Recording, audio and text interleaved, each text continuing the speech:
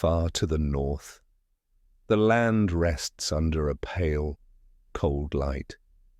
It is the closing phase of the last interglacial, and the slow build toward the Ice Age deepens. In Europe, winter holds the highlands for months at a time, and even summer brings only brief warmth. From the eastern steppes, open grasslands stretch westward. The wind carries the dry scent of frozen soil, lifting dust from plains where herds graze sparsely on tough, frost-bitten plants. Small rivers run sluggish under thin skins of ice, their banks worn by the hooves of migrating animals. Along these rivers move small bands of modern humans, Homo sapiens, newly arrived in the fringes of Western Eurasia. Their path has been long, from the Levant through highland passes, along the margins of mountain ranges. They travel in groups of a few dozen at most, following food, shelter, and the seasonal rhythm of the herds. To the west, beyond the rolling plains, lies the territory of another people, the Neanderthals. For more than 300,000 years, they have shaped their lives to this demanding climate. Their bodies are stockier, conserving heat. Their muscles are powerful from years of hunting large game in close quarters. Generations have lived and died in the caves of Europe, leaving traces in hearth ash, stone chips, and bone fragments. The steppe is not empty. Tracks of reindeer cut into frozen mud. Mammoth trails cross the low hills. Woolly rhinoceros wander the edges of marshy ground. In the distance, a band of steppe bison moves together, their thick coats steaming faintly in the morning chill. Each herd is a promise of meat, hide, bone, sinew. For both human species, these animals are central to survival. They shape the patterns of movement, the timing of hunts, and the choice of camps. Glacial ice to the north already dominates the horizon. Even in the far distance, its pale mass reflects the low sun. This frozen wall pushes cold air southward, driving climate belts to shift. Forests retreat, grassland and tundra expand, opening corridors between regions that were once closed by trees and dense undergrowth. From a planetary view, Earth is beginning one of its great pulses toward cold. As water locks into the ice sheets, sea levels begin to fall. Coastlines stretch outward, revealing new ground where seabirds gather and seals rest on sandbanks. The exposed shelves along the Aegean and Black Sea coasts become temporary hunting grounds, rich with shellfish and waterfowl. Archaeological evidence suggests that modern humans enter southeastern Europe around this time. The oldest sites carry a mix of tool traditions, points and blades shaped with long, careful flake removals, alongside older forms found deeper in the continent. Some researchers think these first arrivals are scouts, small groups pushing into new territory to map the resources. Others see them as permanent settlers, moving slowly westward over generations. One lesser-known detail lies far from the main rivers, in upland caves of what is now Bulgaria and Greece. There, archaeologists have found layers where charred seeds lie beside cut-marked animal bones, and among them, tiny perforated shells. These shells match species found on coasts over 100 kilometers away. The implication is movement, or exchange, over considerable distances. Even in these early stages of expansion, yet a mystery remains. It is unclear whether Neanderthals in the region see these newcomers immediately. Some valleys hold signs of human occupation that shift from Neanderthal to modern without overlap, as though one group replaced the other in silence. Other sites suggest a mingling of tool types, possibly hinting at interaction. The truth of these first encounters is still debated. From above, this meeting ground is vast and varied, rugged limestone hills, broad river valleys, and low plateaus swept by wind. Snow clings to the shadowed sides of hills through much of the year. In winter, game concentrates where springs keep the water unfrozen. In summer, people and animals spread out along the green bands that follow the rivers. The people moving west bring more than tools. They carry knowledge of tracking game across open land, of making shelters from hide and wood, of kindling fire even in damp cold. Firelight marks their evenings, a steady core in the long nights. From it, smoke drifts into the still air, joining the thin clouds above. No single moment defines their entry into Europe. Rather, it is a slow arrival, season by season, as families follow the natural corridors of land and water. Some will stay in the first good hunting grounds they find. Others will continue westward, deeper into lands long inhabited by Neanderthals. The stage is set. Two human species, shaped by different histories, now move within reach of one another. The landscape, harsh, beautiful, and changing, will determine how and where their paths cross. The rivers of Anatolia run low under the pale sky. Thin ice rims the edges, breaking gently with the touch of a boot or the snout of a drinking animal. In this season, the land is quiet. Even the wind moves more slowly. Here, in what will one day be called the gateway to Europe, small groups of modern humans move along the valleys. They follow the bends of rivers, the lines of ridges, and the shallow passes between them. To the north, the Black Sea glimmers faintly in the winter light. Its shoreline lies farther out than in later ages, as the ocean's waters remain locked away in distant ice. Their journey west is not a single push. It is a chain of movements, each shaped by food, weather, and shelter. Some groups linger in the sheltered folds of hills for months, hunting red deer and wild boar in the patchy woodlands. Others press on quickly, covering distances longer than the span between modern cities, drawn by knowledge of game-rich plains ahead. The Balkans rise in low, rugged ridges beyond the Anatolian rivers. From certain vantage points, they are dark blue in the distance, with snow crowning their higher crests. Through them run corridors, low passes worn by countless migrations of animals. Steppe bison have used these routes for generations. Wild horses follow them too, carving paths through frost-hardened grass. Archaeological traces here are faint but telling. A hearth site in the Maritsa Valley shows charcoal and burned bone from deer and aurochs. Stone tools lie scattered nearby, their flint not from local riverbeds, but from outcrops far to the east. Such finds speak of movement, perhaps a group carrying tools from homeland quarries, or exchanging materials with other bands met along the way. One lesser-known detail lies in a cave above the Struma River. In the soil layers there, tiny fragments of bird bone have been shaped into points, possibly used to pierce hides. They are rare for this period in Europe, hinting at either innovation or contact with people from the Levant, where such tools are more common. The winter here is long, but not absolute. In sheltered valleys, patches of evergreen shrubs remain green all season. These pockets hold small game, birds, and edible roots, offering vital food between large hunts.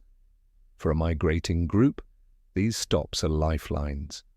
Yet movement is not only driven by food. The climate is in flux. To the north, cold pulses deepen, pushing the forest line southward.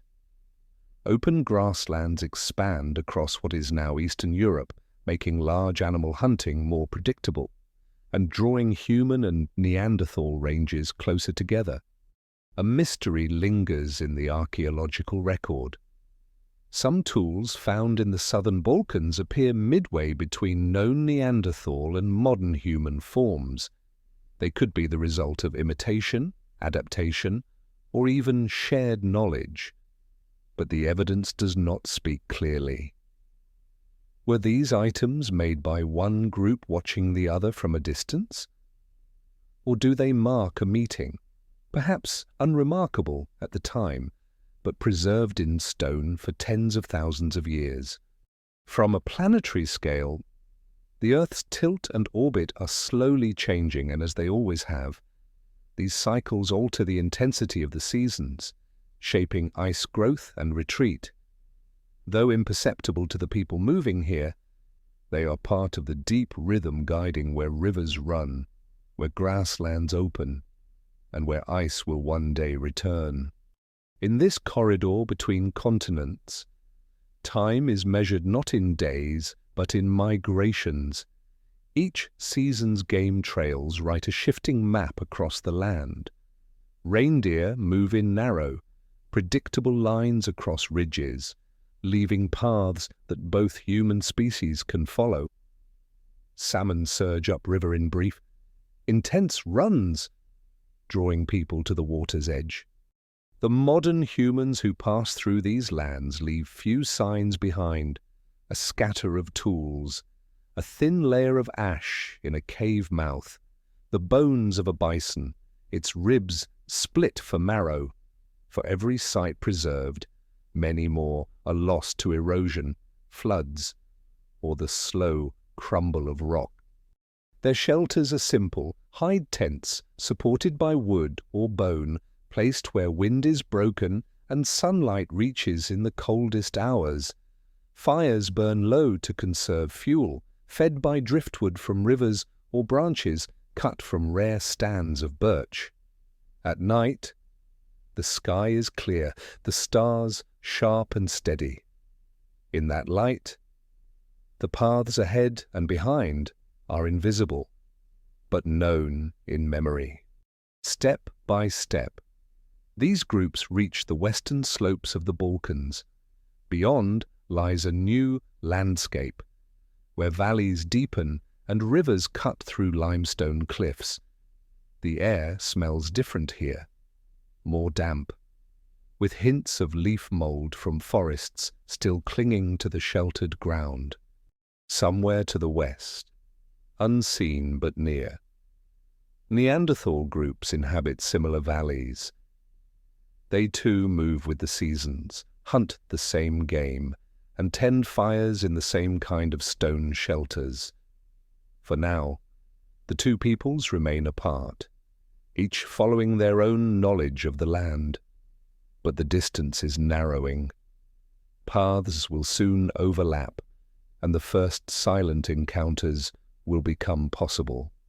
The land itself seems to wait, its passes and valleys lying open, ready to carry them into shared ground. The limestone hills of southern Europe hold an ancient memory. Caves open like dark mouths in the cliffs, their entrances marked by stains of mineral-rich water. Within these shelters, layers of soil hold traces of lives lived long before modern humans set foot here. For hundreds of thousands of years, Neanderthals have moved through this land. They have seen warm periods when forests spread deep into the valleys. They have endured long cold ages when ice pressed closer and tundra replaced the trees.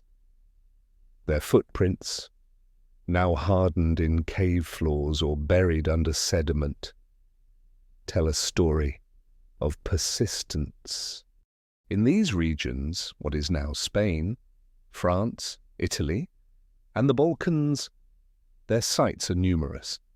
They lie along rivers, near coastal plains, and deep within mountainous terrain. Everywhere the pattern is similar. hearths in the darker recesses of caves, stone tools scattered where work was done, animal bones split for marrow. One well-known site in the Dordogne of southwestern France shows occupation stretching back more than 80,000 years. In its oldest layers, tools are heavy, flaked from local stone. Later, the designs shift slightly, edges becoming sharper, more standardized, an adaptation to changing prey and climate. Yet far from these well-studied places, lesser-known shelters in Greece and Italy show similar long-term presence. In the Apennine foothills, a cave holds a sequence of hearths laid down like pages in a book. Each one is capped with a thin layer of silt, then another hearth, then silt again, the rhythm of visits across centuries. In one such layer, a fragment of eagle talon has been carefully smoothed and pierced, suggesting use as an ornament.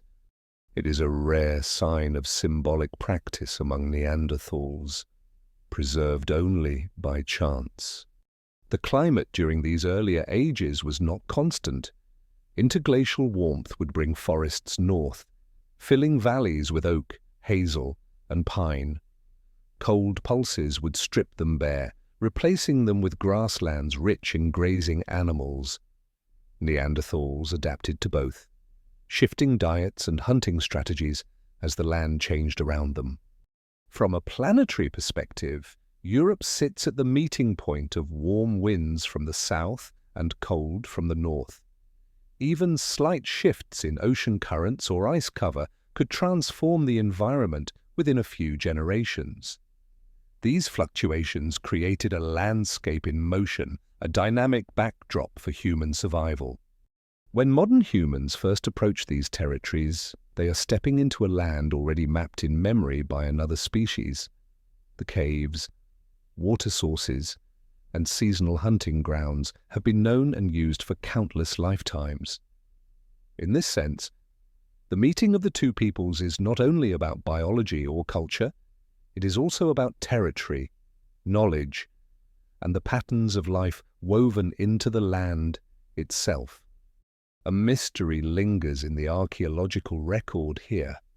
Some caves, long used by Neanderthals, seem to show a gap before modern humans occupy them. Why would prime shelters be left empty, even for a short time?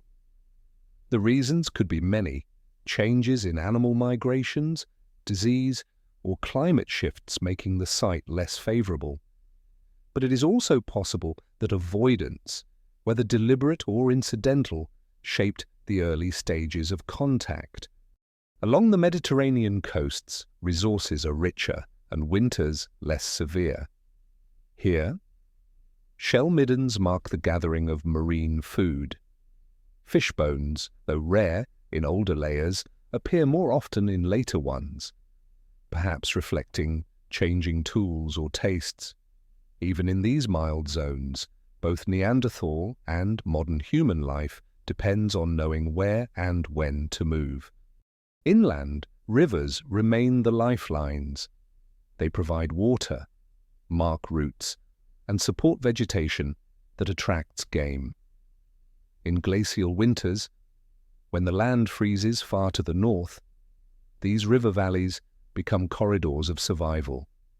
Neanderthals have known them for thousands of years, and their knowledge is precise: where the fords are, where caves face away from the prevailing wind, where herds gather in spring. For the modern humans just entering these lands, the terrain is unfamiliar.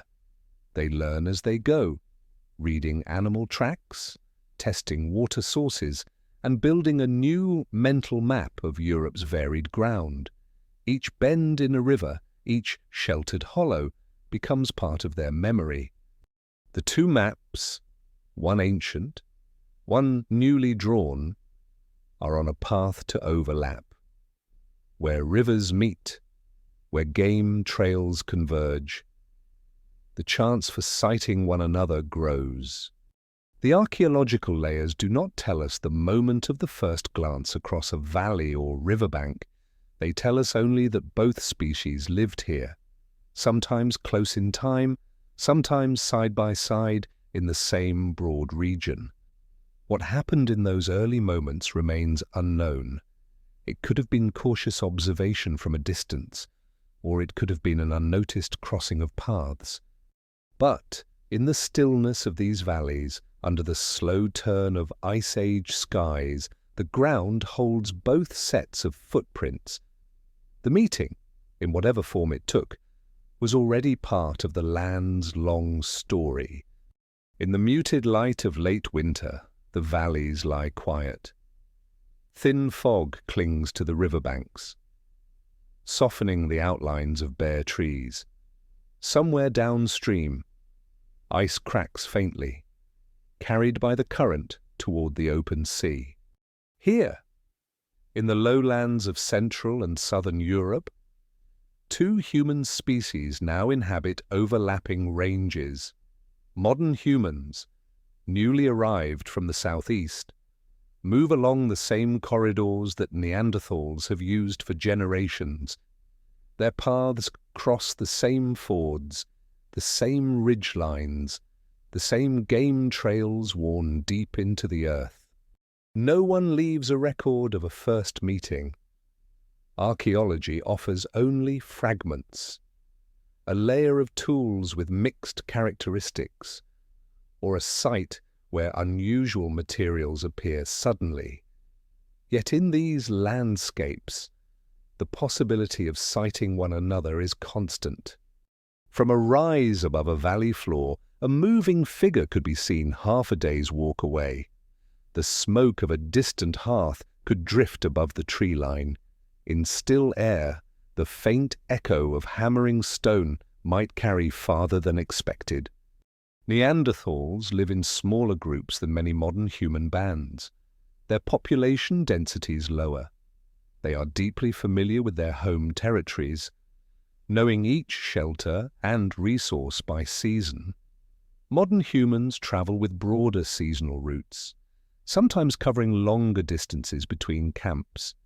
The two patterns create moments of convergence, and moments when one group arrives just as the other has gone. A lesser-known detail comes from the Moravian karst in present-day Czechia. Here, researchers have found caves with evidence of repeated visits during a narrow time frame, about 45,000 years ago. One layer holds Neanderthal tools, another holds modern human blades, and between them lies a thin sheet of sediment with almost nothing at all. It suggests proximity without overlap, as if each group knew of the other but avoided direct contact. The reasons for such avoidance are unknown. It may have been simple chance, it may have been competition for resources, or it may have been caution, a choice to watch and learn before approaching. From a planetary perspective, these valleys are part of a much larger system of movement. Ice continues to grow far to the north. As glaciers advance, grasslands shift southward, carrying with them the herds of mammoth, bison, and reindeer. Predators follow, cave lions, hyenas, and wolves. And behind them, both human species adapt their movements to the changing map of life. In some areas, modern human sites appear at the edges of Neanderthal territory, like the outer rings of two expanding circles. Stone tools made from non-local flint appear in both sets of sites, showing that raw materials, or finished tools, travelled across these boundaries. Whether they moved through trade, scavenging, or direct exchange is unknown. At times, the landscape itself encourages closeness. In narrow valleys, game funnels into predictable routes. Along coasts, shellfish beds and seal haulouts are concentrated in only a few places. When these rich sites are reached at the same season by both species, encounters are hard to avoid. One cave in Liguria, Italy, holds evidence of such convergence. Layers show Neanderthal use, then a sudden introduction of modern human tools and ornaments.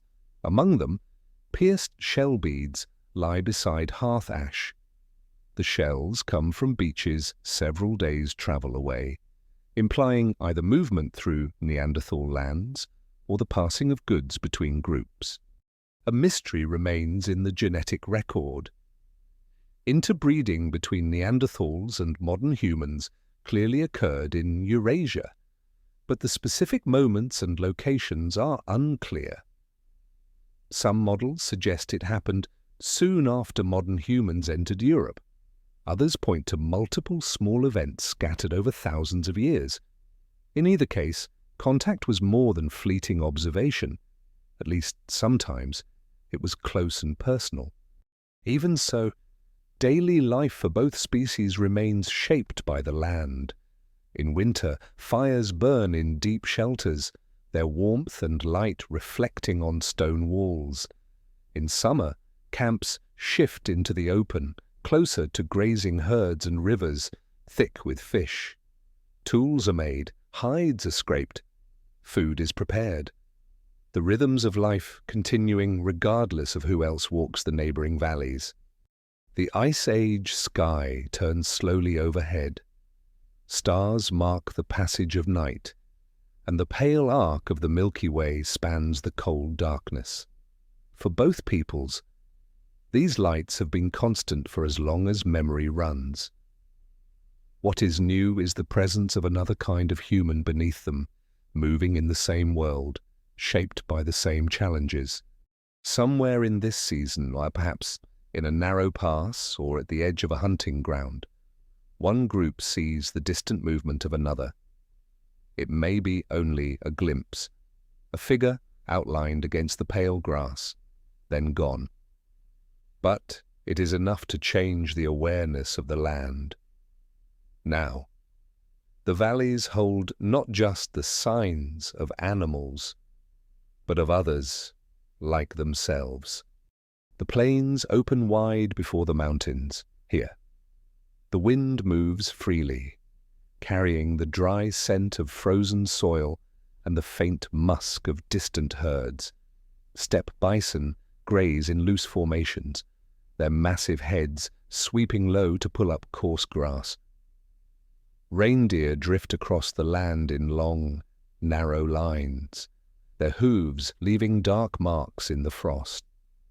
Wild horses gather near the bends of rivers, where the ground is softer and water still flows beneath thin ice.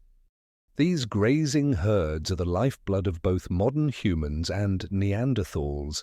They provide meat, hides, bones, sinew, all essential for survival through the long Ice Age winters.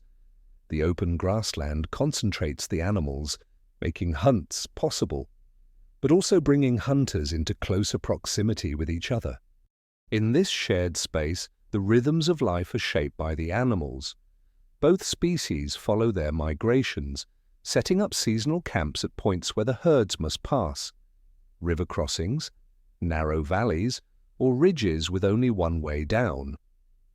The knowledge of these routes is part of what survival depends upon.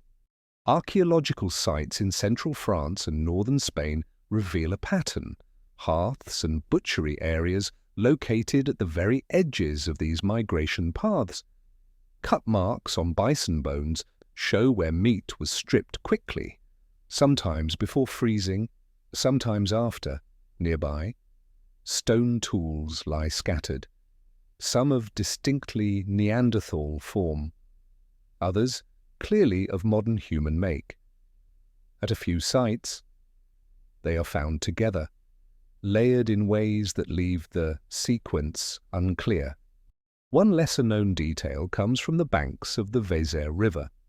Here, a deposit of reindeer antlers was found arranged in a way not strictly related to butchery.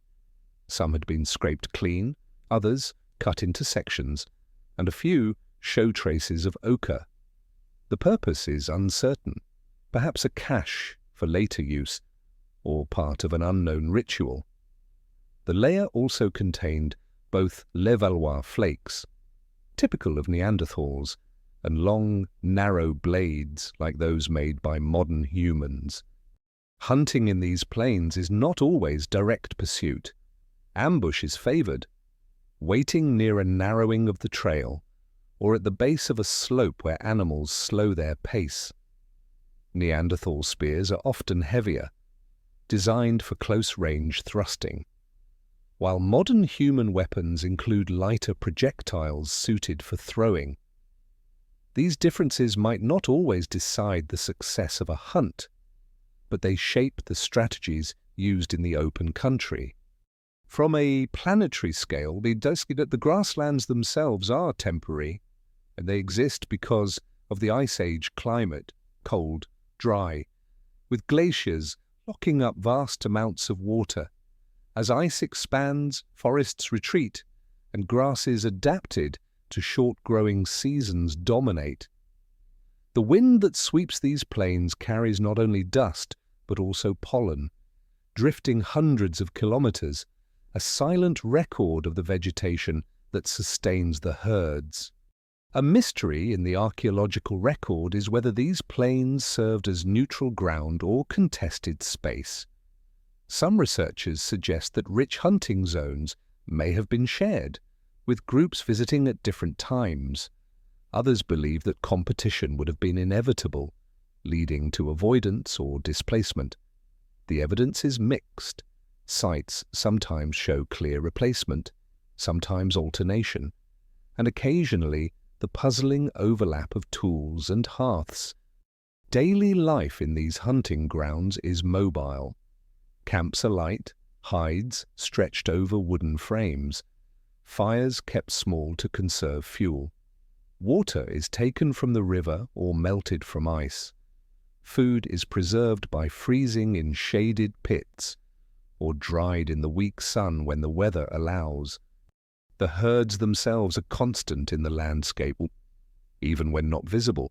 Their trails mark the land, and their droppings fertilize the grass for the next year's growth.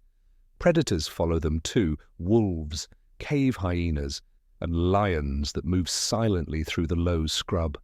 For both human species, these animals are competition and danger, but also opportunity when scavenging from their kills. One site in Cantabria, Spain, preserves the remains of such an opportunity. A cave entrance littered with bones shows signs of both human and carnivore activity. Some bones are cracked for marrow by human hands. Others bear the deep tooth marks of hyenas.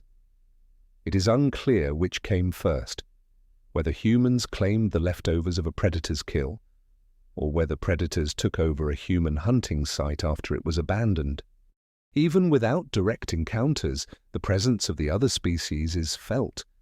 A half-buried spear point of unfamiliar shape, a flint core from a distant source, or a hearth cold but still smelling faintly of smoke.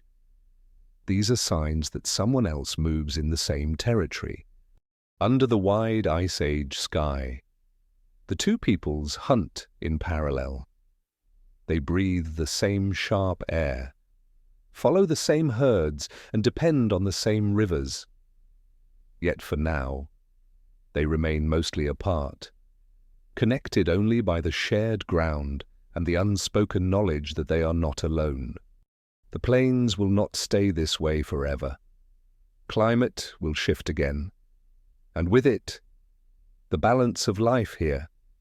But in this moment, it is a place of abundance and of quiet, watchful coexistence. Winter settles into the limestone, cold air pools in the valleys, frost shells the grass, and the wind tastes of stone and smoke. Neanderthals spend these months in shelters that hold heat and block the gale. They choose cave mouths that face away from the prevailing wind. They use overhangs where the ceiling dips low, and the rock itself breaks the cold. Inside, darkness comes quickly, but a hearth changes the night. A small fire, a steady glow, the slow release of warmth held by the walls. Archaeology preserves these seasons as thin lenses of ash. In layer after layer, hearths appear like halos on the cave floor. Charcoal flecks settle into cracks. Burned bone whitens, then crumbles. Trampled ash mixes with dust from the ceiling and with fine, wind-blown silt from outside. So the record of a winter becomes a pale band, a ring in the earth, a memory of fire. The pattern repeats across Europe, in Cantabria and Asturias, in the Dordogne, in the Apennine foothills. Hearths cluster near cave mouths where smoke can escape. Stones ring the fire in some places, though often the ring is only implied by heat-altered patches. Grease from butchered meat seeps into the floor, leaving a dark sheen that endures for millennia. Flint chips scatter around the warmest spots, where hands worked tools close to the light. A lesser-known detail sits deep in a karst plateau of southern France. There, in a cave far from winter daylight, Neanderthals once dragged broken stalagmites into circular shapes and scorched them with small fires. The ringed structures lie in darkness, beyond line of sight to the entrance. They suggest planned fire use, carried by embers, tended with care, in a place where wood had to be brought in piece by piece. It is not a habitation floor in the usual sense. It is an effort, deliberate and organized, that hints at varied uses of fire and space.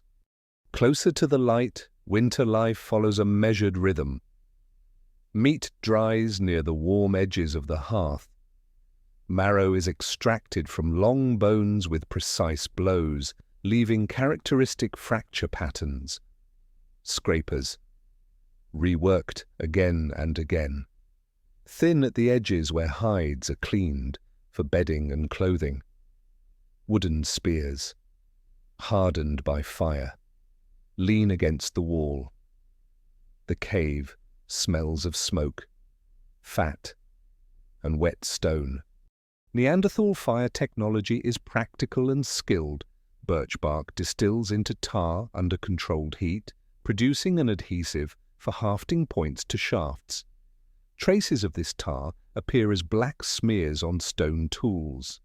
Microscopic wear tells of repeated binding and repair, a small innovation repeated across seasons, makes tools last longer in the hard months. Yet a mystery lingers in the distribution of fire. Some cold climate sites show rich hearth layers and frequent burning. Others, even nearby, show little evidence of fire use over long spans. Researchers debate the cause. Was fire sometimes scarce because fuel was rare on open steppe? Did groups vary in knowledge or need? Or do damp caves and patchy preservation hide a steadier pattern than the sediments reveal? The question remains open, resting on ash that time has thinned and scattered. From a planetary view, these hearths burn during a swing into deeper cold. Ice sheets thicken far to the north and west. Sea levels fall as water locks into distant ice, lengthening coasts and cooling winds. Loess, fine silt, blows in pale veils across open ground, settling at cave mouths as light dust. That dust drifts into the shelters, light as breath, and becomes part of the layered record of each fire season. Fuel is a winter constraint. Tree cover is patchy on the plateau and sparse on the steppe. Dead wood lies along streams caught by high watermarks and must be hauled back over icy ground. Spruce and pine burn hot but leave resinous soot that blackens the ceiling. Juniper burns more cleanly but is short-lived. In many caves, rock overhangs show smoke-polished vaults, a dark sheen left by years of winter burning.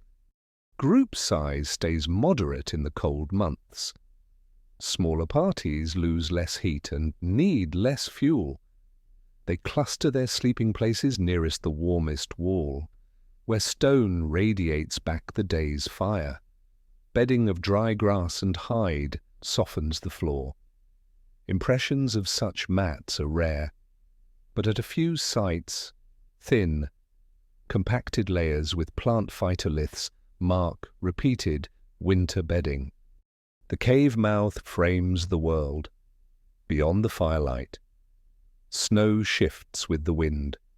Reindeer trails darken the slope below, winding to a spring that does not freeze. Through that narrow view, the seasons pass like slow water.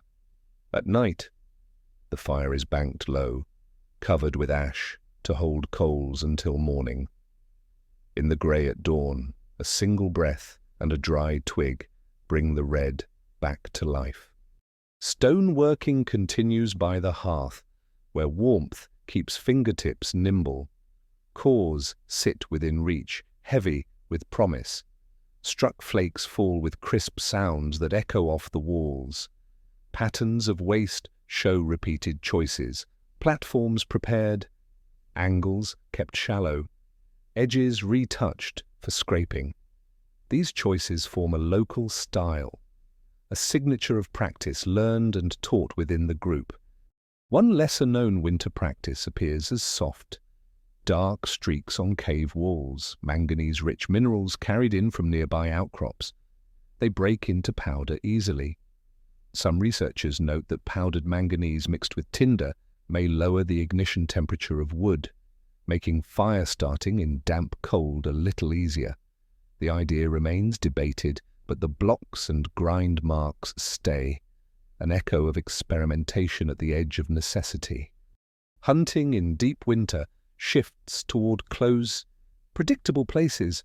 Springs keep corridors open when snow crusts the land.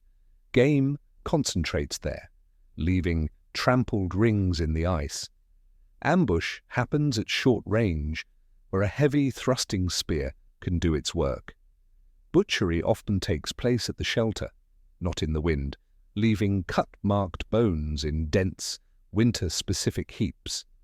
Fox, hare, and occasional birds supplement the big kills, their bones scattered in lighter halos around the main hearth. Silence is part of the shelter's life. The cave dampens sound, turning the outside wind to a low, steady murmur. Inside, the crackle of fire and the tap of stone on stone set the tempo of the day. Evenings stretch, tasks slow. The steady glow carries time forward in small, even steps. The materials of winter travel far on the scale of the land.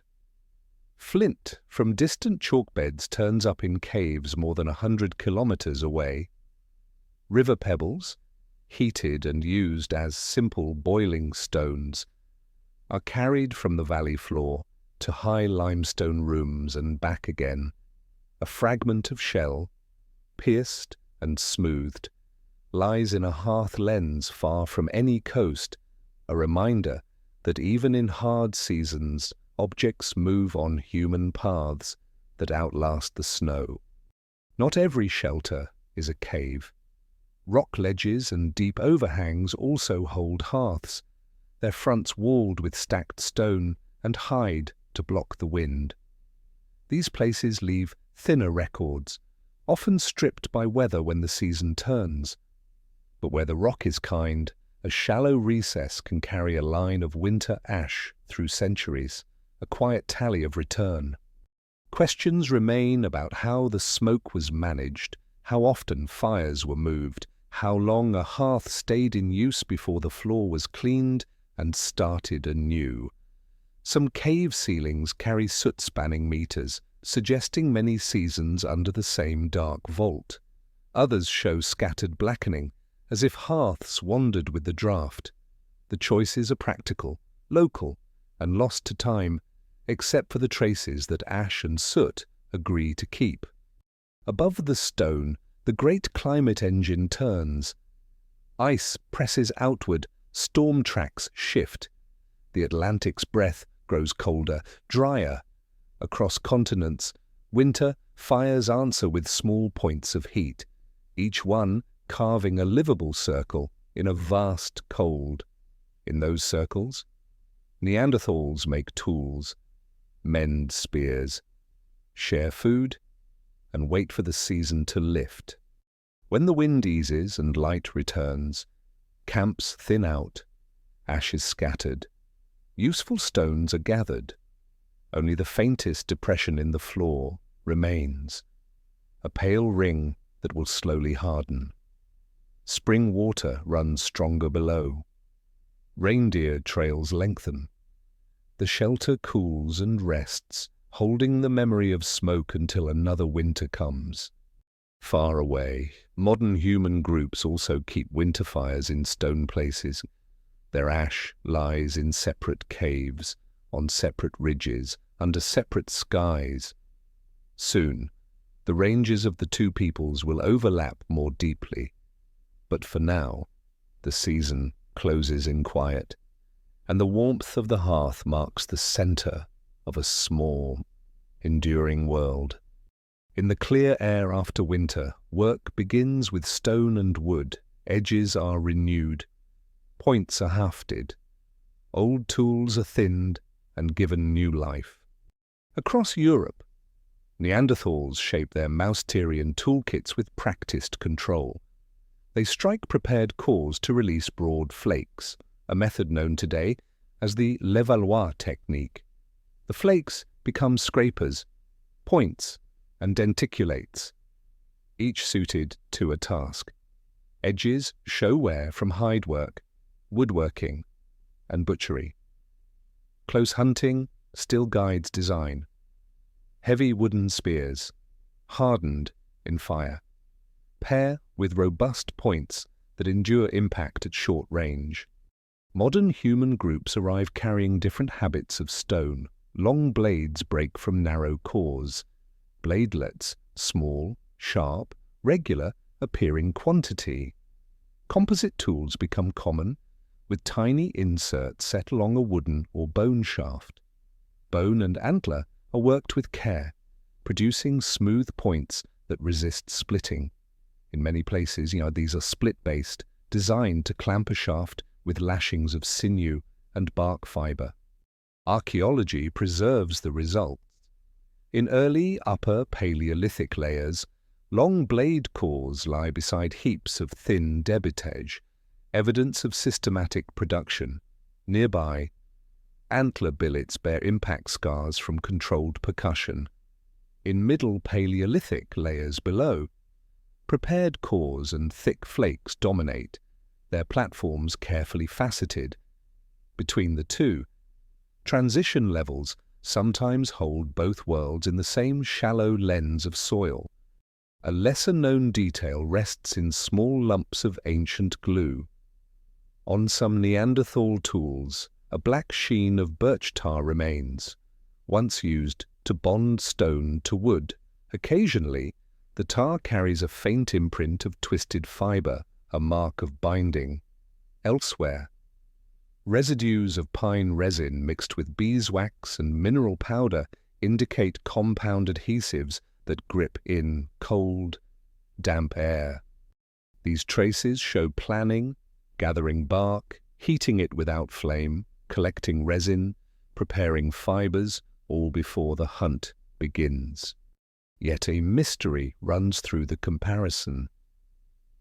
Did Neanderthals use true long-range projectiles as routinely as later modern humans? Cut marks and breakage patterns on prey bones often suggest close encounters. Many points fit heavy shafts suited for thrusting or short casts, but impact fractures on some Middle Paleolithic points hint at occasional thrown use. The balance of evidence varies by region, leaving open whether difference lies in technology, in prey behavior, or simply in what the sediments have kept. From a planetary view, the toolkit reflects climate.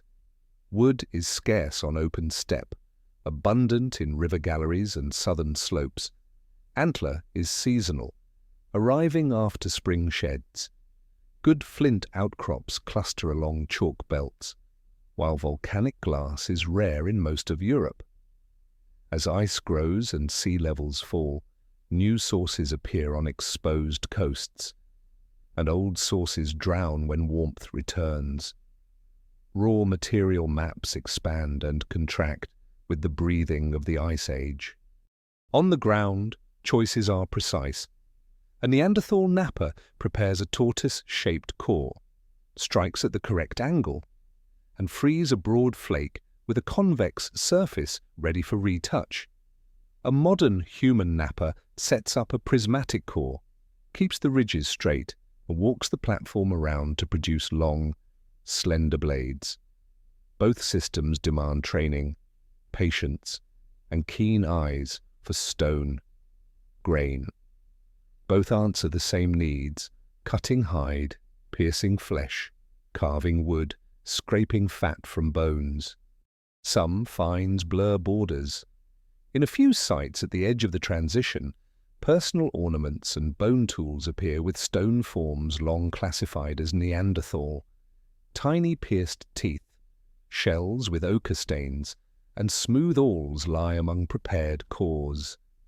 Researchers debate whether these layers reflect mixed occupation, post-depositional mixing, or technological adoption. The question touches on contact. Did one group copy the other's ideas, or did similar problems lead to similar solutions without direct teaching? The sediment speaks softly, and the answer remains unsettled. Distance tells another part of the story. Flint from far quarries appears in camps a long walk away. Regular trade routes are not proven, but repeated movement is. Some bands carry the same raw material across more than 100 kilometers, shaping it little until the right moment. Others thin cores as they travel, leaving trails of characteristic flakes like a signature of passage. In narrow valleys, a single outcrop serves both species in different seasons, its scars and abandoned cores marking years of return. Tool repair is constant, edges dull in hide work, then sharpen, points snap at the tip, then repoint, blades break and become scrapers, scrapers wear down and become small, sharp flakes turned to new tasks. The life of a tool is a chain of uses, each one recorded as retouch angles and polish that only close light reveals. In wood and bone, decisions are just as careful. Shafts must be straight and flexible enough to survive cold. Knots must be avoided. Fire hardening changes the surface, but not too much, or the wood grows brittle. Antler softens with soaking, then shapes under steady pressure. Grooves hold lashings. Adhesives seal and stiffen joins. Even small errors cost time in a season when daylight is short and fuel is dear. Another lesser-known detail lies in traces of color on tools and ornaments. Edges carry microscopic grains of ochre. A few bladelets show residues of hematite-rich paste along the hafting line, perhaps to improve friction as well as to mark a boundary for binding. Ochre-stained shells appear far inland, their perforations smoothed by string wear. Such details, tiny and unassuming, tie tools to bodies and bodies to movement. Despite the contrasts, convergence is real. Both peoples use multi-component technology. Both plan for future tasks by gathering materials in advance. Both teach skills across generations. Archaeology shows continuity as much as change, the slow honing of procedures that keep groups alive in shifting climate. Still, a gap persists in the record. Spear throwers and bows, so important in later ages, are scarce or absent in the earliest European layers. Wood does not preserve well in open camps, and caves sample only part of life. Whether early modern humans in Europe already relied on lever-cast darts, or whether such devices spread later, remains under study. The silence of wood leaves an open space in the story. Across the continent, the earth continues its cold turn. Winds strengthen on the plains, and loess rises in sheets from dry riverbeds. In the south, damp forests protect tall trees that become shafts and handles. In the north, scrub and driftwood set limits on fire and glue. The distribution of raw materials writes a quiet map that both species learn by walking it, season after season. Step by step, the distinct toolkits move across the same ground. Heavy points meet close targets. Long blades meet composite shafts. Tar, resin, sinew, and fiber hold it all together. On this foundation, hunts succeed or fail. Hides warm sleeping places, and fires keep their circles of livable air. The difference in edges and spears is not decoration. It is a record of choices under pressure, written in stone and wood, surviving long after voices fade. The signs are subtle at first.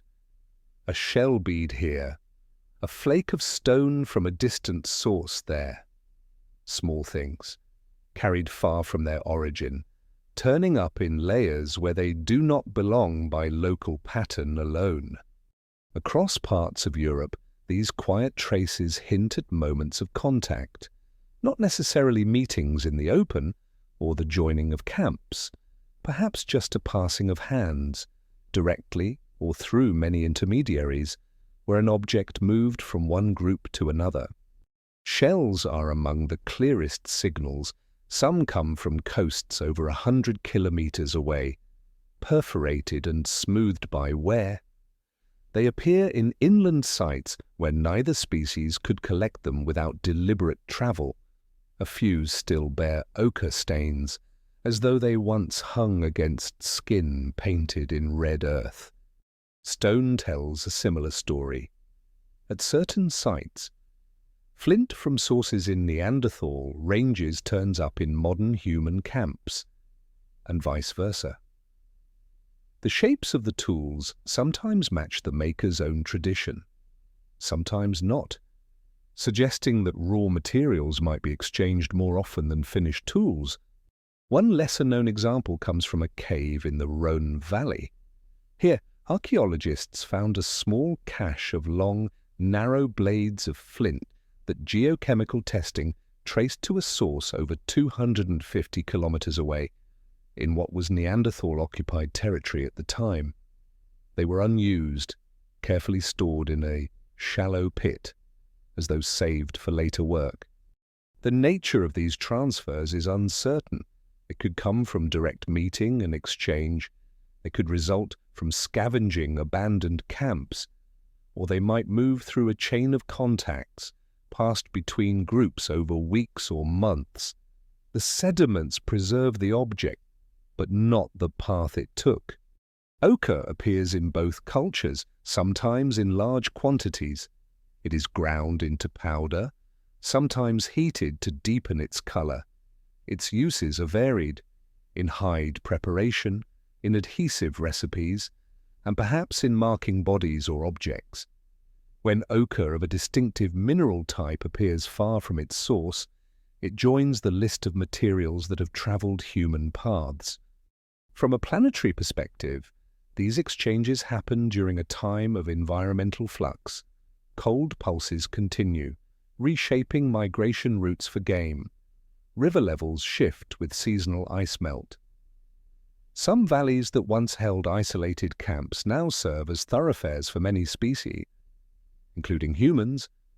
Along these routes, contact is more likely, whether intended or not. In certain sites, ornaments are found alongside tool types from the other tradition.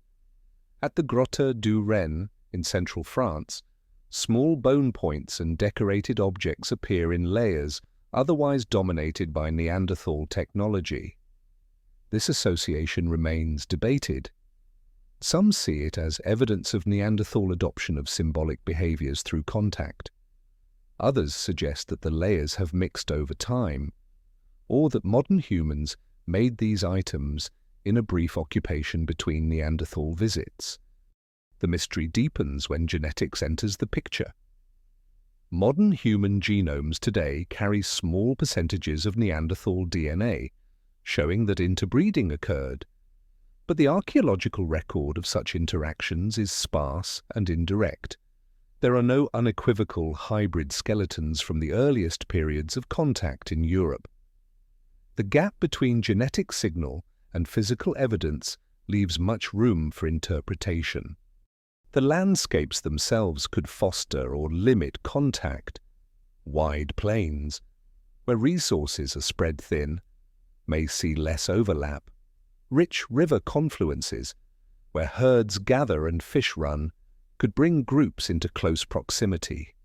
Along coasts, shellfish beds and stranded marine mammals might draw both species to the same shore within days of each other. A lesser-known clue lies in the transport of obsidian. In central Italy, nodules from volcanic flows appear far from their sources during the early Upper Paleolithic. The stone is rare and visually striking, with a glossy black surface. Its movement suggests a value beyond simple cutting utility, perhaps as a mark of connection or status. If Neanderthal and modern human groups both valued such stone, it might have formed a bridge of shared interest. Still, the record resists a simple story. Some regions show layered evidence of both species using the same sites within short spans of time. Others show clear geographic separation, with little sign of overlap until one disappears from the record. Contact could have been frequent in some corridors, rare in others. From the scale of a camp, exchange as a practical matter, a good flake of flint, a length of sinew, a hide scraped smooth, all have immediate value. But objects can also carry meaning. A pierced shell might remind its wearer of a journey to the coast. A tool of unfamiliar stone might speak of a far place or a far people. These meanings are invisible in the soil, yet they move with the object as surely as its shape and weight. The possibility remains that many exchanges were silent. One group leaves a site, another arrives, finds a tool or ornament left behind, whether by accident or design, and takes it. In this way, objects could pass between species without direct meeting, leaving only the illusion of contact. The Ice Age, sky watches over it all. Clouds slide low along the ridges. Rivers cut their slow paths through ice-fringed bends. In the stillness of evening, the wind carries scents from far down the valley. Somewhere nearby, unseen but not unknown, others keep their fires, their tools, and their own stories of the land. The traces we see now are the survivors, objects that stone, shell, and mineral have kept safe through tens of thousands of years. They are the tangible threads between two peoples, stretching across time without revealing their full story. The climate does not hold still. It shifts in pulses, each one remapping the edges of habitable land. Cold surges south, then eases, only to return again in a deeper wave. For those who live here, these changes arrive within a lifetime. Both Neanderthals and modern humans feel the push and pull of these climatic shifts. Winters lengthen, summers shorten. Grasslands expand across the plains, then contract as shrubs and light woodland return.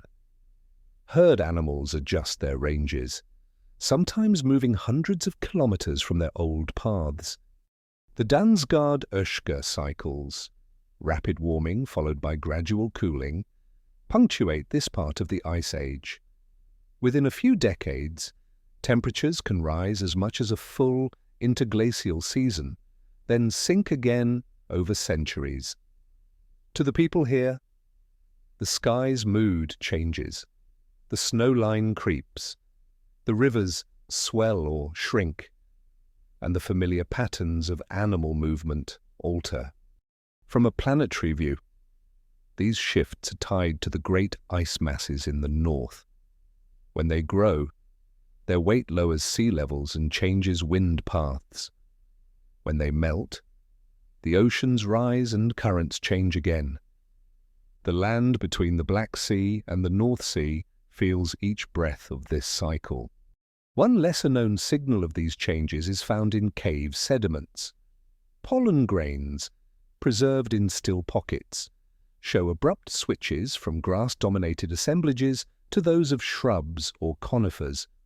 The transitions can be sharp, suggesting that the living generations saw visible transformations, grass to thickets, open ground to clustered trees. For both human species, these transformations alter strategy.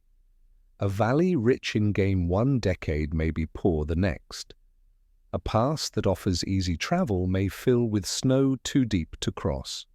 Food storage, mobility, and the selection of seasonal camps all adjust to the shifting pattern. A mystery lies in how much these climate pulses affected contact between the two peoples. Periods of cooling may have forced both into the same resource-rich refuges, raising the chance of encounters. Warmer intervals could have allowed wider dispersal, reducing overlap.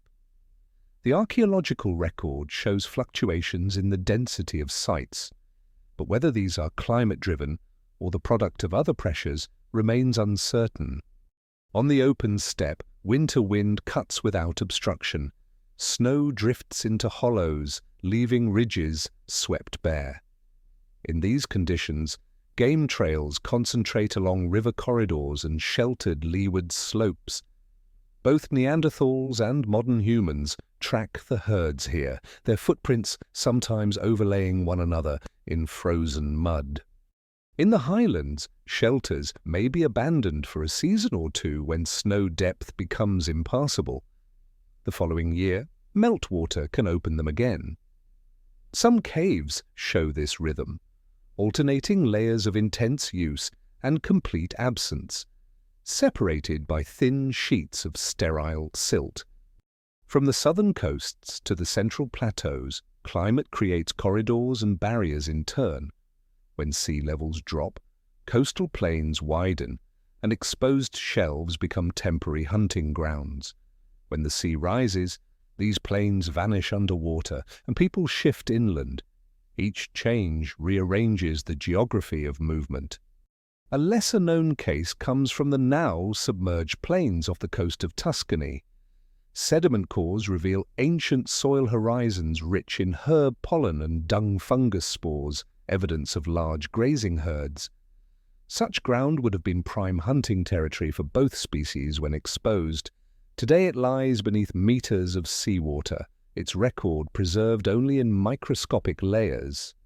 These climatic pulses also affect the availability of raw materials. Frozen rivers no longer transport cobbles in winter. Floods in warmer spells expose fresh stone. Wood becomes scarce in cold phases, more abundant in warmer ones. Even the pitch of birdsong changes with shifting forest edges, a background detail in human life, but one that speaks of altered habitats. From camp to camp, adaptation is constant. Meat preservation shifts from drying in summer to freezing in winter. Travel routes bend around new snowfields or icebound rivers. Knowledge of the land is never final. Each generation inherits a map that must be redrawn. The two peoples adjust differently. Neanderthals, with long histories in Europe's Ice Age environments, may exploit familiar refuges in harsh times. Modern humans bring flexibility from their broader migration experience. perhaps adapting more quickly to newly opened routes. In the record, both strategies leave similar traces: camps in sheltered zones, toolkits tuned to local prey, and seasonal movement patterns. A mystery remains about the degree of foresight in these adjustments. Did groups move in anticipation of the next climatic swing, reading signs invisible to us now? Or did they react only as change arrived, shifting as necessity demanded? The answer is hidden in the space between a hearth layer and the next, between one pulse of pollen and another. From the heights of the Carpathians to the low plains of the Danube, the land feels the cycles in every fold. Frost heave turns soil inside out, burying one year's tools beneath the next. Permafrost locks away bones, then releases them when it thaws, scattering them down slope. Even in absence, people leave traces in the way these layers form. Absence that says as much about movement as presence does. Somewhere in the shifting pattern, the ranges of Neanderthals and modern humans overlap more deeply, not just on the edges of hunting ground, but in the choice of refuges themselves. Caves that once sheltered one species now see the other within a few lifetimes. The sediments remember both, even if the people never shared the fire. The climate will keep changing. Its cycles are older than either species and will outlast them. But during this narrow span of tens of thousands of years, its pulses shape not only the land and its animals, they shape the ways humans meet, avoid, and replace one another. The sky over Ice Age Europe holds these shifts like a slow breath. One exhale brings cold, driving life south. One inhale brings warmth, opening the land again. Between them lies the space where both peoples live, adapt, and, sometimes, cross paths. The genetic record tells a story the ground cannot. It speaks not in stone, bone, or ash, but in sequences of code carried inside living cells. In the DNA of people today, small fragments match those found in Neanderthal remains. These shared sequences are more than coincidence. They are the lasting mark of interbreeding tens of thousands of years ago. From a planetary view, this is part of a larger pattern.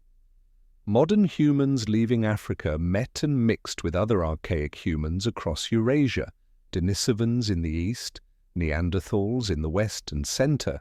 Each meeting left traces in the genome, like faint signatures signed in different regions of the world. In Europe, the timing of these genetic exchanges remains one of the great puzzles. Some studies suggest that contact and interbreeding happened soon after modern humans first arrived, perhaps around 45,000 to 50,000 years ago. Other evidence points to multiple, smaller episodes over thousands of years.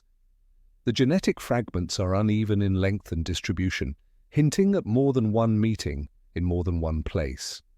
A lesser-known detail lies in the size of these DNA fragments. When genes are inherited, they are broken into smaller pieces by recombination each generation. By measuring the average size of Neanderthal-derived segments in modern genomes, scientists can estimate how long ago the mixing happened. In some early European fossils of modern humans, the fragments are still long, suggesting a Neanderthal ancestor only a few generations back. One such case is the skeleton known as OAs-1 found in Romania. Genetic analysis shows that this individual had a Neanderthal ancestor as recently as 4 to 6 generations earlier. Yet there is no sign that this ancestry continued in the surrounding population, implying that the encounter was local and perhaps isolated. The mystery is what these meetings looked like on the ground. Were they the result of extended contact between neighboring groups? Was with social or cooperative ties, or were they rare, short-lived events leaving only scattered descendants? Archaeology offers no direct scenes, and the genetic record, though powerful, cannot name the circumstances. From camp to camp, the presence of the other species might be felt long before any close contact occurred. Smoke seen in the distance, unfamiliar tools left behind, voices or calls heard faintly across the river, all could shape the decision to approach or avoid. In some places, a repeated proximity may have allowed familiarity to grow. In others, a single meeting could have left a lasting genetic mark without further connection. Some scientists suggest that contact may have been easier during certain climatic phases. When cold pulses forced both species into the same limited refuges, groups might have lived within a few days' travel of one another. This closeness could have opened the way for exchange, cooperation, or conflict. When conditions eased and ranges widened again, these points of contact might have ended, leaving their traces only in DNA. A lesser-known pattern in modern genomes is the uneven distribution of Neanderthal DNA across populations today. All non-African populations carry some, but the exact amount and specific sequences vary. Certain immune system genes appear more often, suggesting that they may have conferred an advantage, resistance to pathogens in Ice Age Eurasia. Other inherited sequences are linked to traits that may have had costs or benefits depending on climate, such as skin and hair variation or fat storage. These fragments are small, typically less than 2% of the genome in any individual, yet they represent a deep connection, one that blends the histories of two human species. They are also a reminder that the distinction between them, while clear in bones and tools, was not absolute in life. From the scale of a single lifetime, interbreeding events may have seemed unremarkable. One partnership, one child, one family among many. From the scale of tens of thousands of years, they form a thread that runs through billions of people alive today. A mystery still surrounds the final centuries of Neanderthal existence. By the time they disappear from the fossil record, all living modern humans in Eurasia already carry their genetic legacy. This means that the blending happened early, before their range contracted to its last refuges. Why, after that, the two species no longer met in ways that left genetic traces remains unanswered. Perhaps geography separated them. Perhaps their numbers had fallen too low. Or perhaps the conditions for contact simply no longer aligned. In the archaeological record, the signs of their presence grow fewer after about 40,000 years ago. Modern human sites spread across the map, while Neanderthal sites retreat to the edges. Yet the DNA in our cells shows that they are not wholly gone. One lesser-known contribution is found in high-altitude adaptation. Though more famous in the case of Denisovan genes in Tibetans, certain Neanderthal variants also affect oxygen use and metabolism. In Ice Age Europe, these may have aided survival in cold, low-oxygen environments. The story of this genetic legacy is not one of conquest alone. It is a record of shared existence, however brief or intermittent, in the same landscapes. The caves, plains, and rivers of Europe held moments when the boundaries between two species blurred, if only for a generation or two at a time. Above them, the Ice Age sky turned steadily. Seasons changed, herds moved, the same stars shone on both peoples, and in those brief intersections of life, something lasting passed between them, not in words or tools, but in the language of the genome itself. These inherited fragments remain today, silent but enduring, They are part of the human story, carried invisibly through time, unchanged by the tides of history that have erased every other trace of the meeting. The change is gradual in the ground, but swift in the scale of prehistory. Layer by layer, the signs of Neanderthal life grow fewer. Stone tools of the Mousterian style appear less often. Caves once used for winter shelter lie empty in certain periods, their hearths cold for seasons or years. Across Europe, modern human sites begin to dominate the record. They appear in regions long associated with Neanderthals, river valleys of France, upland caves in Spain, limestone shelters in Croatia. The sequence is uneven. In some places, Neanderthal traces end abruptly, replaced in the very next layer by modern human tools. In others, there is a gap of sterile sediment, a pause before new occupants arrive. From a planetary view, the great glacial advance is nearing its peak. Ice sheets stretch far across northern Europe. Cold, dry winds sweep the open steppes. Forests retreat to sheltered southern refuges.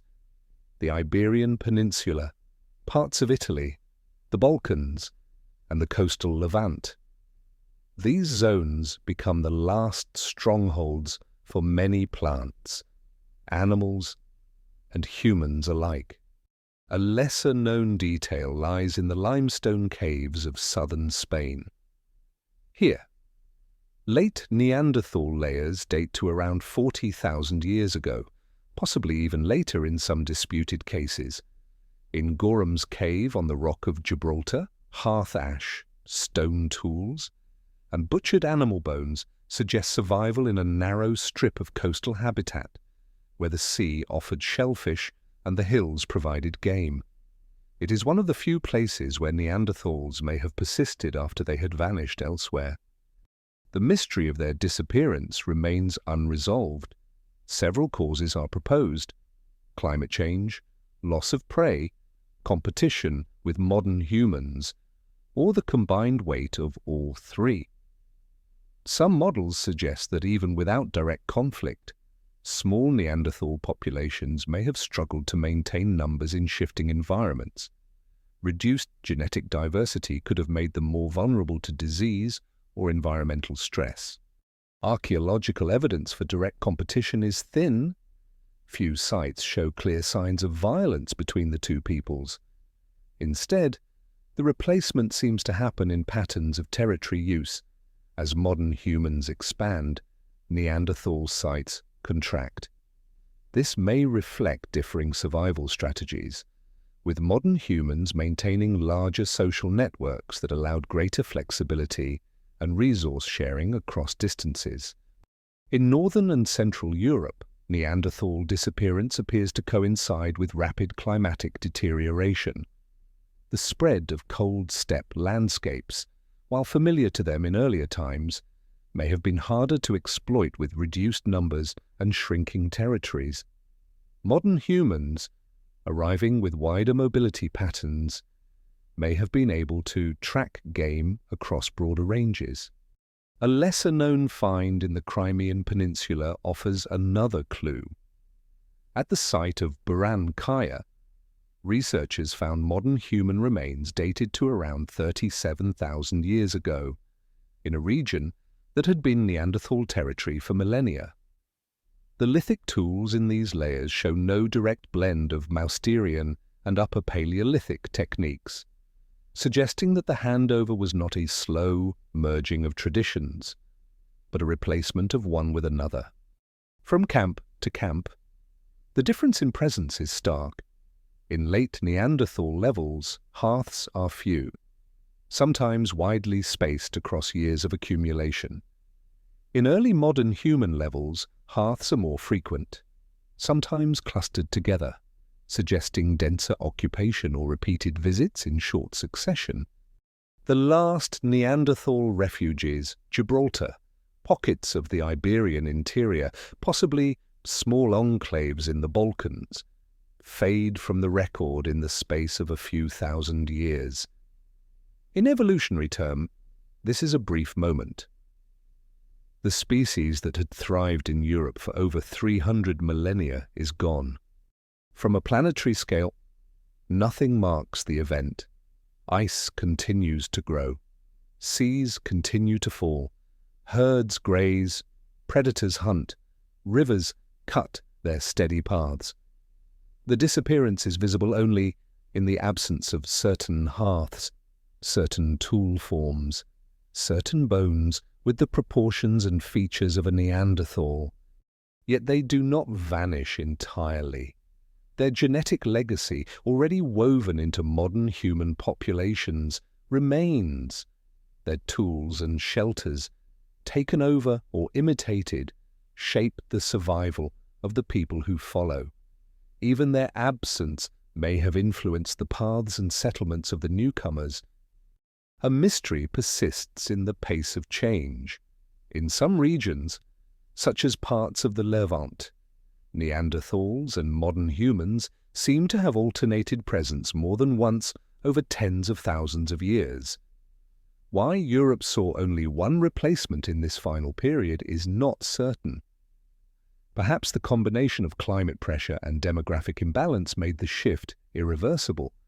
Archaeologists search for the very last Neanderthal site, the final campfire, the last worked flake of stone, the last shelter marked by their presence. So far, no single site has been proven to hold that moment. Instead, there are many last sites, each marking the end in its own region. In the long view, their disappearance is part of a wider reshaping of Ice Age life. Other large mammals also decline in this period. Climate, habitat, and human pressure all play roles, intertwining in ways that resist a single cause. Above it all, the same cold sky spans the land. Wind moves over the plains where two species once walked. The fires now are all of one kind, but the memory of the other is still written in the land's deep record. From the perspective of deep time, the shift happens quickly in the span of a few human lifetimes. Yet, in each camp, each shelter, it would have felt like the slow turn of seasons, the normal movement of the world. Only later, in the layers of earth, does it become clear that a way of life has ended. The Ice Age is near its height. Glaciers grip the north, their white mass stretching far into what is now Germany, Poland, and the British Isles. The weight of the ice locks away so much water that sea levels drop over 100 meters below those of today. Across the exposed coasts, new lands appear. In the west, the Atlantic shoreline extends far beyond its modern limits. In the south, the continental shelves of the Mediterranean form wide coastal plains, dotted with shallow lakes and braided rivers. These landscapes are temporary, but while they last, they reshape the routes of people and animals alike. From a planetary perspective, the reshaping is immense. Rivers lengthen, cutting across what were once sea floors. Marshes form in low basins where rainfall collects. The great ice mass to the north sends cold, dry winds sweeping across the continent, stripping vegetation from exposed flats. For modern human, these changes open new pathways. Along the northern shores of the Mediterranean, bands travel west and east with relative ease, staying within sight of the sea for food and navigation. On the steppes to the north, the drying climate makes grasslands even broader, connecting regions once separated by forest belts. Neanderthal range, and by this time, has shrunk. They occupy pockets of southern Europe, sheltered valleys, coastal coves, limestone plateaus with dependable water. Some of these refugees are rich enough to sustain them through the cold. Others are fragile. their resources easily exhausted by overuse or bad seasons. A lesser-known detail comes from submerged river valleys off the present-day Croatian coast. Sediment cores reveal layers of plant pollen from open grassland species interspersed with freshwater diatoms, evidence of alternating dry plains and flooded channels as climate oscillated. Such areas would have been attractive to game, and thus to human hunters. When exposed, movement follows the seasons. In summer, reindeer and horse herds move north toward cooler pastures. In winter, they return to the southern plains and valleys where snow is lighter and food easier to reach. People move with them, stopping at favored hunting points known for generations. For modern human, this mobility covers longer distances than most Neanderthal patterns. Campsites in northern Spain hold flint from sources far to the east, and ornaments made from shells found days' travel to the south. These signs suggest wide-ranging networks, whether through direct movement or exchanges between groups. From the archaeological record, the difference in mobility is one of the visible contrasts between the two species in this period. Modern humans appear in sites spread over broader territories, sometimes reoccupying places after long intervals but leaving consistent tool traditions. Neanderthal, in their final refuges, show more localized tool-making styles and shorter transport distances for raw materials. A mystery remains about how often their paths crossed in this final phase. The geographic overlap is smaller now, but not absent. Some coastal caves in southern Iberia and the Ligurian coast hold alternating layers of Neanderthal and modern human use, suggesting that the same rich zones drew both peoples, perhaps at different times of year. From a planetary scale, the cold is not uniform. High mountains catch snow and ice year-round, feeding glacial rivers. Lowlands in the south remain free of permanent ice, and here the land blooms briefly each spring. Wildflowers spread across the plains before summer dryness sets in, and grazing animals follow this short-lived abundance. A lesser-known case of seasonal abundance is preserved in the faunal remains from El Castillo cave in northern Spain. Here, layers from the late Neanderthal period contain a high proportion of red deer, suggesting targeted hunting during the autumn rut, when the animals are easier to track and approach.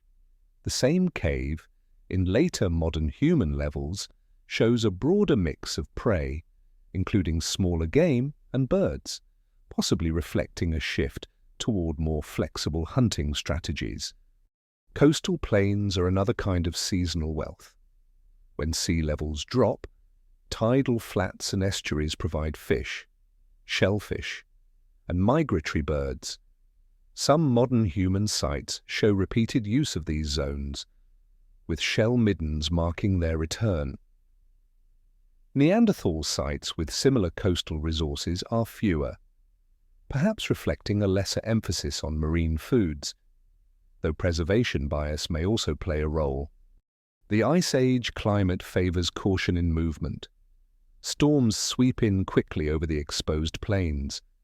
Rivers, though lower overall, can rise sharply with spring melt.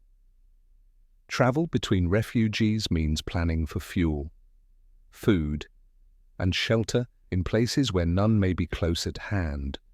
From camp to camp, people carry not only tools and supplies but knowledge, the position of springs, the timing of animal migrations, the safe crossings of rivers swollen with meltwater. This knowledge is shared within groups, but in the long distances modern humans travel, it may also pass between groups, expanding the collective map of the continent. By contrast, Neanderthal groups, though skilled in their territories, may have faced challenges when conditions forced them into unfamiliar ground. Smaller social networks could mean fewer chances to receive information about distant places or resources. This difference over time could make survival harder at the margins. Yet the last refugees are not barren. In sheltered valleys, rivers remain ice-free. Forests cling to the slopes, and game moves in predictable patterns. Some Neanderthal groups may have endured for centuries in these pockets. Their lives little different from earlier generations, hunting, making tools, tending fires in stone shelters as they had always done. The land, however, is still changing. The glaciers to the north will advance further before they begin to retreat. The exposed coasts will drown again as ice melts, and the maps of movement will shift once more. In this frozen moment of prehistory, the contrast between the two human species is written in space as much as in time, one spread widely, the other holding fast in shrinking ground. The meeting zones between them grow fewer, but where they exist, they remain shaped by the same forces: ice, sea, wind, and the needs of life in an Ice Age world. In the far edges of the Ice Age map, Neanderthals endure. They are no longer spread across the continent, but hold on in the last favorable places: the limestone headlands of southern Iberia, the valleys of southern Italy, and perhaps pockets in the Balkans. The world around them is colder, drier, and harsher than in most of their species' long history. The great herds still roam, but their routes have shifted. Some animals pass farther away than before, forcing longer hunts. Others, like ibex and red deer, remain close to rocky highlands and can be reached from the refuges. Gorham's Cave in Gibraltar is one such refuge. It faces the sea, its entrance framed by rock that catches the morning sun. Within, layers of ash and bone record long use. Marine shells and fish bones suggest that these Neanderthals drew food from the nearby shore as well as the land. Here, the Mediterranean offers a buffer against the deepest cold, its waters moderating the coastal air. From a planetary perspective, these last refugees are small oases in a continent dominated by Ice Age steppe. To the north, the glaciers are at their maximum reach. To the east, dry grasslands stretch into Asia. To the south, the narrow straits of Gibraltar separate this corner of Europe from the African coast, a crossing within sight but still formidable in Ice Age conditions. A lesser-known detail from Gorham's Cave is the presence of deep engravings on a rock surface inside. Lines intersect at sharp angles, forming a deliberate pattern. They serve no clear utilitarian purpose, leading some researchers to see them as symbolic mark, perhaps a form of expression or boundary. If so, they stand as one of the few known Neanderthal-made engravings from their final period. Daily life in these refugees may have followed a steady rhythm. Small groups maintain a hearth through the winter, tend to tools, and range out to hunt or gather. In the coastal sites, tides set the schedule for collecting shellfish and fishing from the shallows.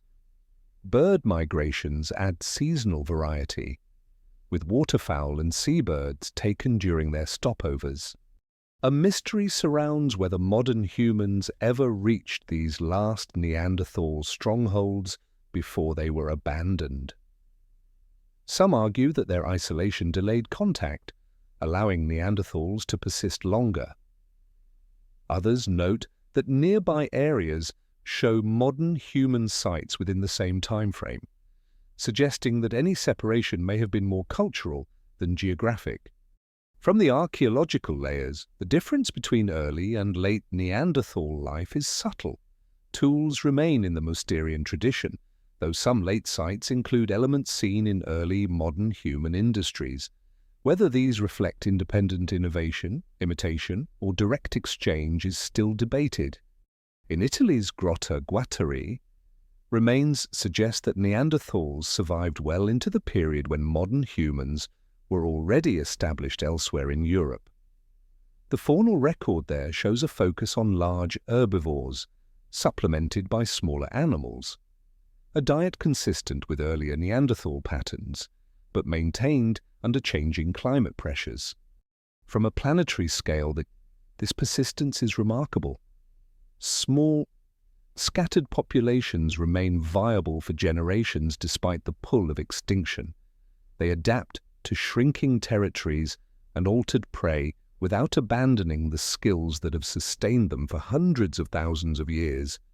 One lesser-known coastal adaptation is the use of seaweed and coastal plants, preserved in microscopic remains on stone tools from Iberian sites. These plants may have been eaten or used in toolmaking, adding a resource not often visible in the archaeological record. Still, the pressures are constant: competition for prey, climate instability, and the inherent vulnerability of small populations all weigh against long-term survival. Even without direct conflict, the arrival of modern humans in surrounding regions may have closed off migration routes and reduced access to certain hunting grounds. As the millennia pass, the pattern becomes clear. Fewer Neanderthal sites each century, the distances between them growing greater. In time, the last of them disappear from the record entirely. No single moment marks the end, only the absence of new hearths, new tools, new bones in the layers of the land. From above, the Ice Age world remains vast and indifferent. The glaciers will retreat and advance again. The seas will rise and fall. The winds will change their course. But in the human story, a branch that endured for 300 millennia will no longer walk the coasts, hunt the valleys, or leave footprints in the cave dust. Yet their last fires burn long enough to leave traces that still speak. Engravings on stone, cut-marked shells from the tide line, hearth ash mingled with wind-blown sand. Each fragment holds a moment from the end of their time, preserved in silence. In the centuries that follow, only modern humans will occupy these refugees. Their fires will take the same places, their tools will cut the same stone, and their camps will face the same winds. But the people will be different. Their connections stretching farther across the land, and their numbers growing in places where once the count was few. The last Neanderthal sites remain as the closing pages of a long chapter in human prehistory, a chapter shaped by ice, sea, and stone, and by the endurance of a people who lived through more winters than any other branch of the human family had known before. Beneath the soil of Europe, the story remains. It is written not in words, but in layers of sediment, scattered tools, and bones weathered by thousands of years. Every site, whether deep in a cave or buried on an open plain, holds a fragment of the meeting between Neanderthals and modern human. Archaeologists uncover these traces in careful sequence. The youngest layers are closest to the surface, hearth ash from modern human camps, stone points of upper Paleolithic design, ornaments made from bone, ivory, and shell. Beneath them lie older floors, where Mousterian tools rest among the charcoal flecks of Neanderthal fires. Between them, sometimes only a thin band of sterile sediment marks the passing of years. From a planetary perspective, these layers are fleeting events in the span of Earth's history. The last 50,000 years is the entire time that modern humans and Neanderthals shared the continent is less than a blink compared to the millions of years recorded in deeper rock. Yet for us, these layers carry the weight of an entire chapter of our species' story. A lesser-known example comes from the site of Châtel-Perron in central France. Here, stone tools and personal ornaments appear in a context often linked to Neanderthals, yet the style bears similarities to those of modern humans. The interpretation remains contested. Some see it as evidence of Neanderthal innovation influenced by contact, others as a sign of layer mixing over time. The soil holds the objects, but not the conversations that shaped them. Bones, too, speak in quiet ways. Cut marks tell of butchery, the removal of meat, the splitting of bones for marrow. Burning on the ends of long bones marks cooking. In rare cases, healed injuries show how individuals lived with wounds, a glimpse of resilience and care within their groups. Animal remains are more common than human bones. They record what was hunted and eaten: bison, red deer, reindeer, horse, ibex, and smaller game. In coastal zones, fish bones and shell middens mark the use of marine resources. The mix of species shifts with climate, showing how herds came and went with the advance and retreat of ice. A mystery lies in the uneven distribution of sites. Some regions hold dense clusters of both Neanderthal and modern human occupation layers, while others are nearly empty despite being within reach of migration corridors. Preservation may explain some of this, but it is also possible that certain landscapes were avoided or abandoned due to resource scarcity or seasonal hazards. From the fine scale of excavation, the details are intimate. A flake broken and discarded halfway through shaping, a bead pierced off-center, a child's footprint pressed into cave clay beside the ashes of a fire. These moments are not planned monuments, but fragments of daily life. The artifacts themselves are small, but the distances they traveled can be large. Chemical analysis of flint reveals sources tens or hundreds of kilometers from where the tools were found. Ochre grains match deposits far from the site, hinting at seasonal journeys or exchanges between groups. These patterns show movement, not in a straight line, but in looping paths that connect river valleys, coasts, and highlands. From the perspective of the ground, the replacement of Neanderthal by modern human layers is silent. The soil does not register who made the last hearth in a cave or who left the final set of footprints along a riverbank. It records only that one way of making tools ended and another began. One lesser-known trace of these transitions is microscopic. In sediment samples, spores from dung fungus appear in higher concentrations during periods of heavy grazing nearby. These peaks match the presence of large herbivore bones in the same layers, linking climate, animal movement, and human hunting patterns in a single chain. The Ice Age climate preserved some materials and erased others. Wooden tools, woven fibers, and hide clothing rarely survive, though impressions in clay or mineralized residues on stone sometimes hint at their presence. Because of this, much of daily life, shelter construction, clothing, basketry, remains invisible except in rare and exceptional sites. Yet enough survives to draw the outline of a long coexistence. The archaeological record shows overlapping ranges, shifts in technology, and traces of materials moving across cultural boundaries. It also shows the gradual retreat of Neanderthal presence until it vanishes from the sequence entirely. From above, Europe today is green and divided by cities, but beneath its surface the ancient pattern remains.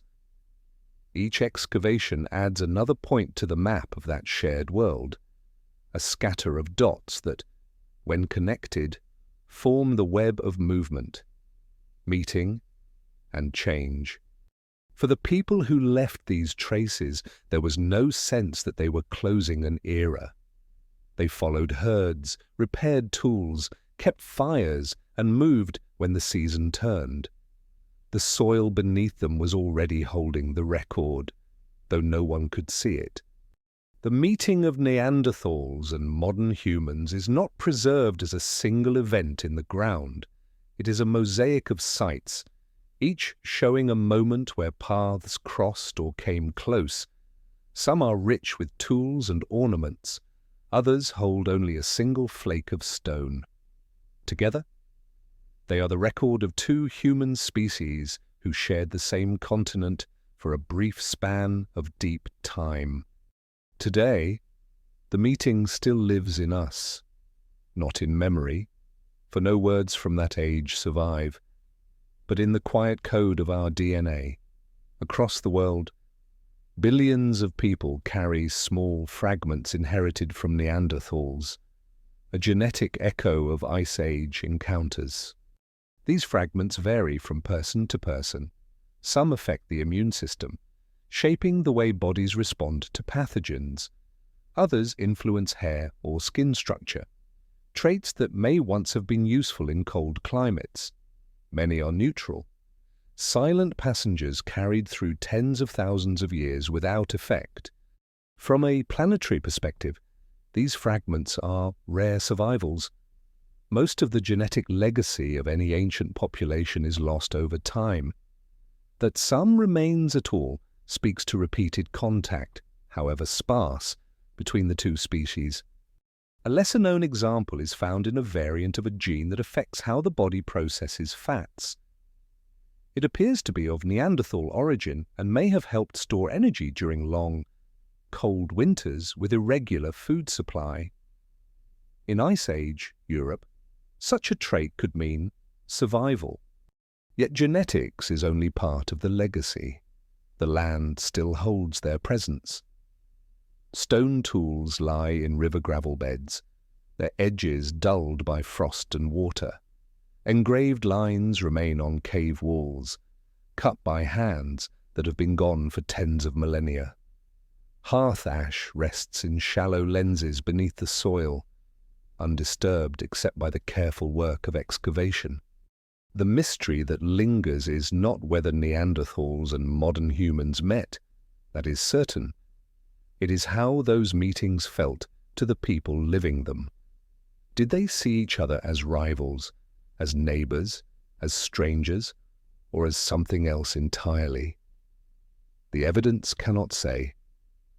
It can only show that their lives touched closely enough for shared bloodlines to form, and for materials, and places to pass between them. In the human story, their disappearance is a loss, but not an erasure. Modern humans inherited not only their DNA, but also parts of the world they had shaped for hundreds of thousands of years. Caves, hunting grounds, migration routes, and even ways of working stone carried forward, transformed but recognizable in the archaeological record. From a planetary scale, the meeting between the two species was brief, perhaps 5,000 years in most of Europe, longer in a few regions, before one lineage alone remained. But, in evolutionary terms, this was enough time to leave a lasting mark. One lesser-known thread is the survival of certain symbolic traditions. In a few early modern human sites, ornaments and pigments appear that resemble those found in the final Neanderthal layers of nearby regions. Whether this is coincidence, shared environment, or cultural exchange is still debated. It is possible that some elements of Neanderthal expression live on in these new contexts, carried quietly across the divide. The Ice Age world in which they met is gone. The glaciers have retreated, the coasts have flooded, the rivers have shifted their courses, and the plains where mammoths grazed lie under forest or sea. Yet beneath modern fields, cities, and harbours, the layers remain. Every excavation is a return to that shared time. A flake of flint, a bead, a piece of worked bone. Each is a bridge between the present and a moment when two humankinds lived side by side. The soil has no voice, but it holds the record with more patience than any story told aloud. From above, the continent has changed shape, but the distances are the same. It is still a land of rivers, coasts, mountains, and plains, the same geography that guided the movements of both peoples. The winds still blow from the north in winter, the stars still turn over the land as they did then. In this sense, the meeting between Neanderthals and modern humans is not only history, it is part of the deep present, still visible in the landscapes, still carried in our genes, still shaping the way we think about ourselves in relation to the past.